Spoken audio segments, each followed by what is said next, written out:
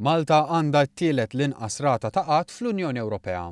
Il-Ġermanja u r-Repubblika Ċeka biss irreġistraw rata aħjar minn ta' Malta tul ix-xahar ta' Frar. Brata ta' 4.1% Malta għandha rata ta' qatt in-nofs tal-medja fl-Unjoni Ewropea li tlaħħaq 8% u inqas sew mid-9.5% fiż-żona euro. Din l-istatistika mhux biss tikkonferma s-suċċessi fil-qasam tal-impjiegi iżda tpoġġi lil Malta fost l-aqwa fl-Unjoni Ewropea f'dan il-qasam ukoll. Il-Greċja, Spanja u Ċipru, it-tlieta pajjiżi Mediterranji, huma dawk li għandhom l-ogħla rata ta' nies mingħajr impjieg. Malta ilha żżomm dan ir-riżultat konsistenti għall-aħħar snin bis-settur tal-impjiegi huwa ħolqa oħra minn diversi li qed iwasslu biex l-ekonomija Maltija tispikka fuq livell Ewropew u jkun innutat ukoll mill-Aġenziji tal-Klassifikazzjoni tal-Kreditu. Fil-fatt Standard & Poor's nhar il-ġimgħa li għaddiet innutat kemm żdiedu n-nies fl-impjieg b'mod partikolari dawk nisa.